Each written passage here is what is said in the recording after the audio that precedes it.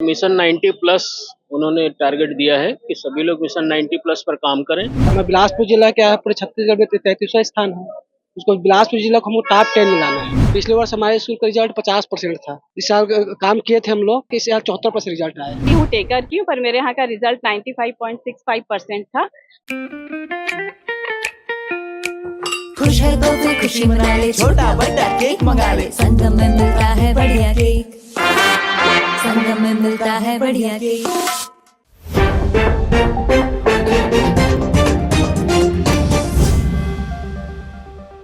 नमस्कार, मैं अमन और आप देख रहे हैं तीरंदाज। इस वक्त हम बिलासपुर शहर के जल संसाधन विभाग में खड़े हुए हैं, जहां एक सभा भवन, वहां बिलासपुर कलेक्टर अवनीश शरण ने यहाँ माध्यमिक शाला के प्रिंसिपलों का आज बैठक ली है और ये कहा गया कि सभी अपने बच्चों का अच्छे से शिक्षक को ध्यान दें और 90 प्लस का स्कोर कवर करें।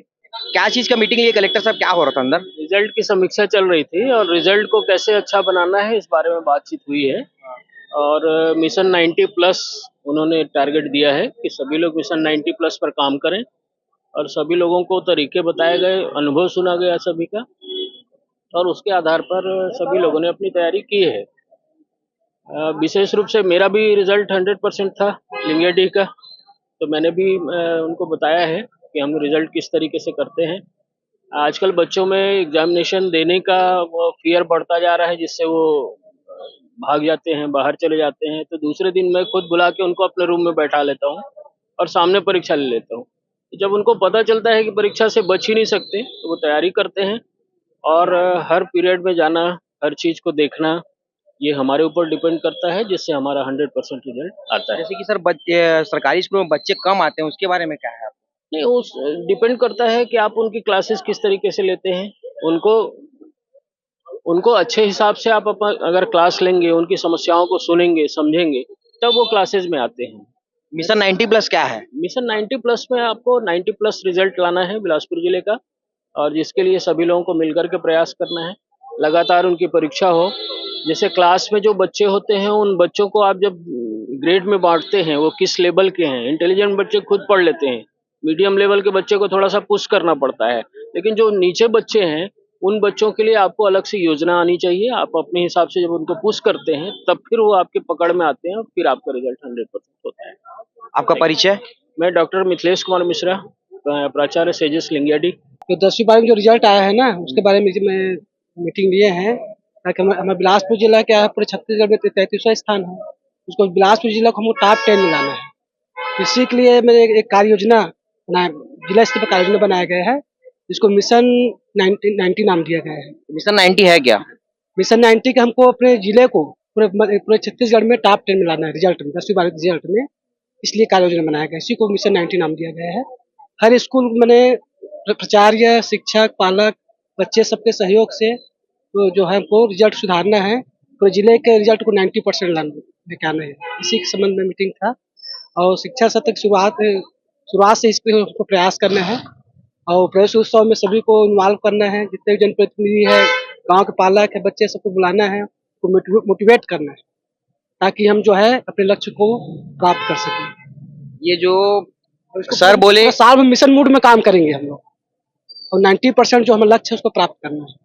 इसी संबंध में मीटिंग बुलाया गया था। जैसे कि सरकारी स्कूलों में बच्चे कम आते हैं, उनके बारे में क्या कहना है? अभी इसमें जब चर्चा हुआ तो एक समस्या आया कि बच्चे लोग उपस्थिति कम रहता है। उपस्थिति के नाम से उपस्थिति कम क्यों रहता है, वही क्या, कई गांव गरीब परिवार के बच्चे होते हैं, कई बच्चे कमाने खाने चले जाते हैं, या जिस गांव में है खेती होता है, खेती में मतलब खेती काम रहता है, खेती करने में काम करने चले जाते हैं।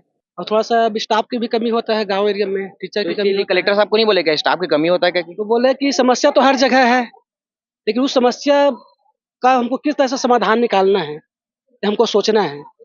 और सिर्फ संसाधन उपलब्ध कराए बस से मैंने टारगेट पूरा हो जाएगा ऐसा नहीं है। तो जो भी समस्या तो उसका समाधान हमको अपने स्तर पर वहाँ पर करना है, किस तरह से करना हमको सोचना है, उसी की कार्य योजना बनाना है, ताकि हम जो है अपने लक्ष्य को प्राप्त कर सकें।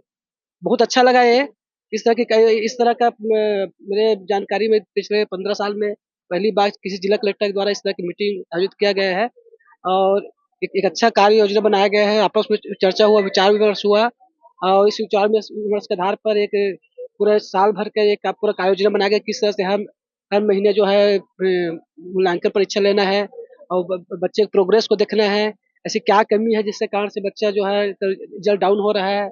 बच्चे से हमको व्यक्तिगत रूप से मिलना है, बात करना है, उनकी समस्या सुनना है और उसका समाधान का प्रयास करना है, ताकि बच्चे भी मोटिवेट हो। और ऐसा नहीं है कि सिर्फ स्कूल नहीं आने बस से उसका रिजल्ट डाउन होता है। तो कलेक्टर सर ने कुछ समाधान दिया कि नहीं किसी चीज का? वो बोला कि मैंने अब मोटिवेट करना है, मैंने टीचर को भी हमको प्रिंसिपल लोग मोटिवेट किए हैं वो। अब हमको अपने टीचर स्टाफ को मोटिवेट करना है, पालक को मोटिवेट करना है, बच्चों को मोटिवेट करना है।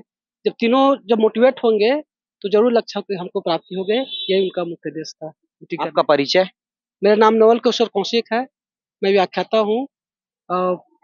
मैडम प्रभारी प्राचार्य जो है, प्राचार्य के जगह मैं आया था यहाँ पर अटेंड करने के लिए। और मैं इसका थोड़ा सा अनुभव भी बताना चाहूँगा आप लोगों को। पिछले वर्ष हमारे स्कूल का रिजल्ट 50% था। हम लोग भी कार्य योजना बना करके इस साल काम किए थे हम लोग, तो उसका रिजल्ट ऐसा है कि इस साल 74% रिजल्ट आया है। तो हमारे स्कूल का रिजल्ट 25% प्रोग्रेस हुआ है। मुझे भी कॉन्फिडेंस हुआ है कि यदि हम लोग लगन से काम करें तो गार्जियन के सहयोग किए। हम लोग भी गार्जियन से, जैसे बच्चे नहीं आते थे तो एक गार्जियन से फ़ोन के माध्यम से हम लोग क्या करते, संपर्क करते थे और उनको प्रेरित करते थे। और हर मंथली परीक्षा में उनको हम लोग बुलाते थे। और कभी आपको कहा पालक मीटिंग होता है ना, तो लोगों के पास समय रहता नहीं है, नहीं आ पाते वो लोग। तो हम लोग क्या करते, फ़ोन से डायरेक्ट संपर्क करते थे, फ़ोन से बात करते थे और बोलते थे जब आपको समय मिले तब आइए। तो आते थे, जब भी समय मिलता था वो आते थे और उनको प्रेरित करते। तो उसका परिणाम ये हुआ कि हमारा स्कूल का 24% रिजल्ट बढ़ा इस साल। 10वीं और 12वीं के रिजल्ट पर बोर्ड की समीक्षा थी, जिसमें मिशन 90 प्लस चलाया गया है। और मैं तो खैर दूर गांव की हूँ, टेकर की हूँ, पर मेरे यहाँ का रिजल्ट 95.65% था। और जिनका अच्छा रिजल्ट रहा उनसे भी उनका अनुभव शेयर किया गया, और जिनका रिजल्ट कम रहा उन्होंने भी अपनी मतलब अभाव जो भी है वो उन्होंने अपना शेयर किया।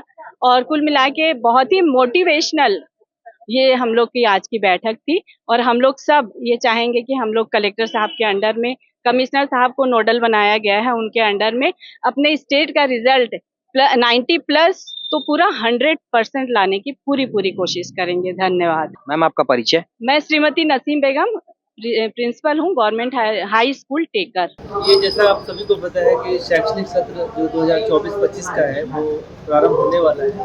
तो इसको लेके जो जिले के शिक्षा विभाग की पूरी टीम जो है और high school higher secondary school के जो प्राचार्य हैं उनकी आज यहाँ समीक्षा बैठक ली गई। इसमें कुछ एजेंडा थे, जिसमें स्कूल खुलने से पूर्व की तैयारी हो गई, शाला प्रवेश उत्सव हो गया, और जो 2024-25 का जो शैक्षणिक सत्र है उसमें शिक्षा गुणवत्ता की स्थिति हम कैसे इम्प्रूव करेंगे उसको लेकर आज यहाँ चर्चा। शिक्षकों की काफ़ी कमी देखी जा रही है, क्या शिक्षकों की भर्ती के लिए आप सभी को पता है कि शासन द्वारा लगातार इस भर्ती कार्रवाई चल रही है, और कहीं कहीं पे ये देखा जा रहा है किसी विषय स्पेसिफिक किसी सब्जेक्ट के टीचर नहीं, इस संबंध में शासन को अवगत कराया जाएगा। और मुझे लगता है कि जो शिक्षक जहाँ शिक्षकों की कमी है उसकी हम प्रतिपूर्ति कर पाएंगे।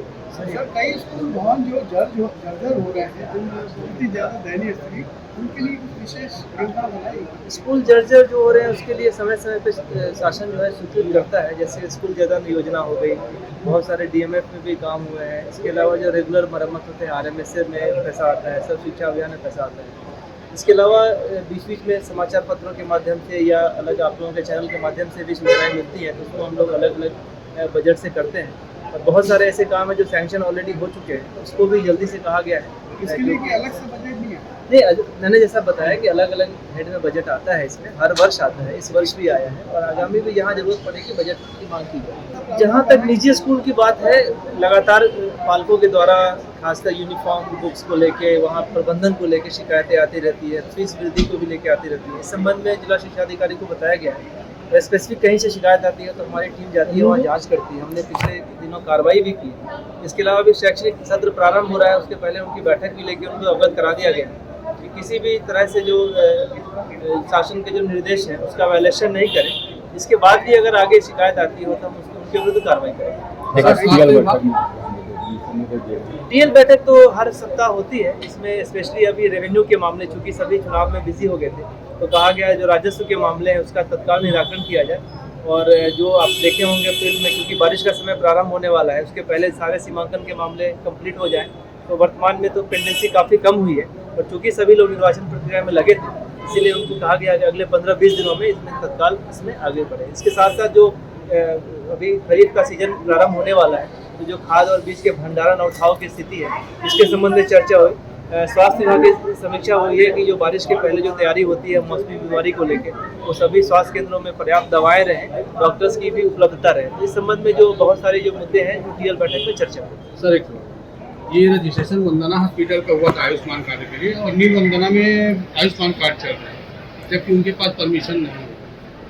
ये मेरे संज्ञान में ये मामला नहीं आया था, आपके द्वारा बताया गया। वंदना हॉस्पिटल में पहले भी हमने नर्सिंग होम एक्ट के तहत कार्रवाई की है, मंगला चौक वाले में मैं समझ रहा हूँ, हम लोगों ने कार्रवाई की है इसमें, और ये आपके जो है मामला बताया जा रहा है, सीएमएचओ को बोलूंगा इसमें अग्रिम कार्रवाई करें। स्पर्श मल्टी स्पेशलिटी हॉस्पिटल अब दे रहा है फुल टाइम विशेषज्ञों की देखरेख में सर्वश्रेष्ठ NICU एवं PICU की सुविधा, यानी नवजात एवं बच्चों की गंभीर बीमारियों का इलाज अब आपके अपने शहर में, साथ ही न्यूनतम दर पर हेल्थ पैकेज की सुविधा। स्पर्श मल्टी स्पेशलिटी हॉस्पिटल, एक एहसास अपनेपन का। तीरंदाज।